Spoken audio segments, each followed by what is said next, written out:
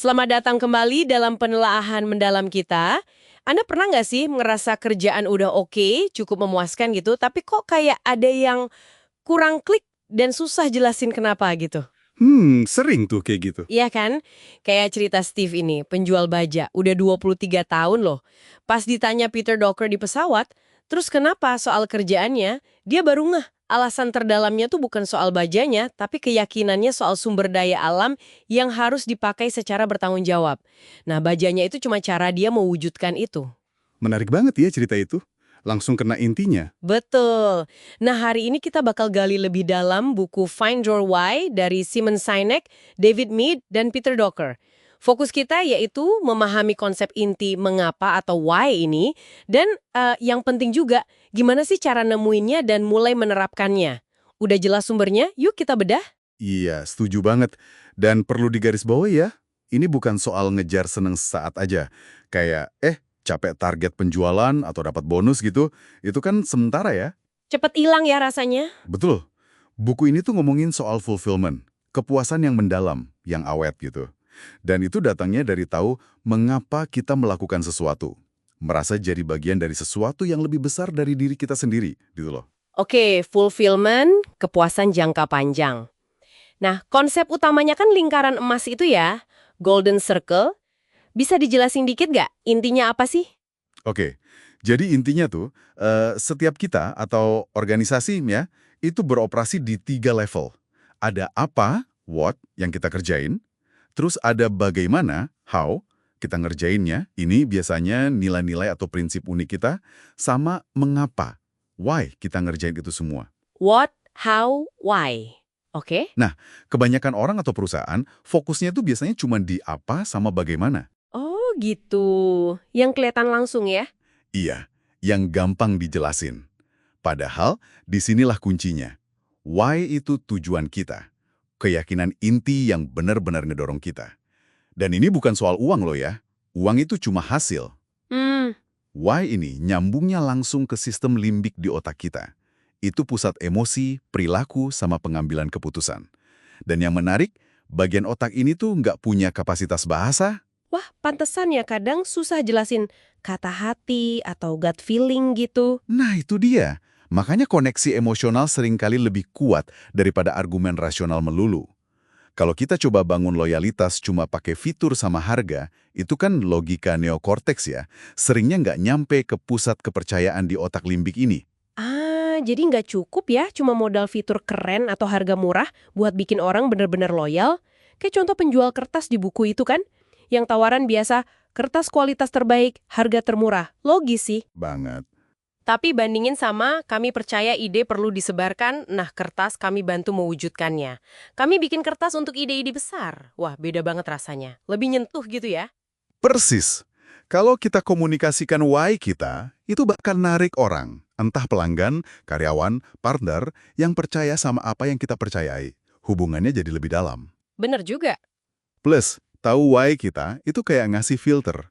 Jadi kita bisa ambil keputusan yang lebih selaras sama nilai inti kita, bukan cuma ikut-ikutan atau cari untung sesaat. Ini fundamental banget kedengarannya. Tapi bagian pentingnya nih, gimana caranya kita nemuin why pribadi kita? Katanya harus lihat ke masa lalu ya.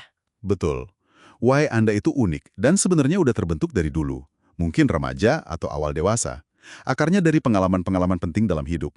Jadi bukan sesuatu yang baru dibuat gitu ya. Bukan. Lebih ke menggali, prosesnya bukan duduk diam nunggu wangsit, tapi aktif ngorek-ngorek cerita spesifik dari masa lalu. Momen-momen puncak, titik terendah, orang yang ngasih pengaruh besar, pengalaman yang ngebentuk kita. Nah, dari kumpulan cerita itu, kita cari tema atau pola yang berulang. Kontribusi unik kita apa, dampak yang kita kasih ke orang lain pas kita lagi on fire, gitu. Gali cerita masa lalu. Kedengarannya introspektif banget ya. Efektif gak sih kalau dilakuin sendirian? Mungkin bisa aja, tapi buku ini sangat nyaranin kita ngelakuinnya bareng partner. Bisa temen, kolega, yang kita percaya. Kenapa gitu? Karena seringkali orang lain tuh bisa ngelihat pola atau tema dalam cerita kita yang kita sendiri malah nggak sadar atau kelewat. Mereka kayak cermin objektif gitu. Tujuannya bukan nyiptain why baru, tapi nemuin dan ngerumusin siapa diri kita yang paling asli. Oke, jadi prosesnya digali dari cerita, dibantu partner biar lebih objektif, udah selesai di situ aja, kok rasanya why doang belum cukup ya buat panduan sehari-hari? Nah, Anda nangkep poin krusial berikutnya nih. Ini juga dibahas di buku, terutama di bagian kayak bab 6 gitu. Yaitu pentingnya merumuskan bagaimana atau hows kita. House. Maksudnya, Hows itu prinsip-prinsip panduan atau tindakan spesifik yang jadi ciri khas cara kita beroperasi pas kita lagi dalam kondisi terbaik. Kalau why itu keyakinan inti kita, hows itu cara kita ngejalanin why itu secara konsisten. Jadi lebih ke aksinya. oh, bedanya apa dong sama nilai-nilai perusahaan atau pribadi yang biasa kita dengar? Hows itu lebih actionable, lebih bisa diukur dalam perilaku. Misalnya nih, kalau why Anda tentang membangun jembatan pemahaman, hows Anda mungkin bukan cuma nilai abstrak kayak komunikasi gitu aja. Terus gimana? Tapi lebih spesifik kayak selalu dengarkan dulu untuk memahami, bukan untuk menjawab, atau cari dulu kesamaan sebelum membahas perbedaan. Nah, hows ini yang bikin why kita jadi nyata dan kelihatan dalam tindakan sehari-hari. Wah, oke. Jadi nemuin why itu ngasih kita arah kompasnya ya.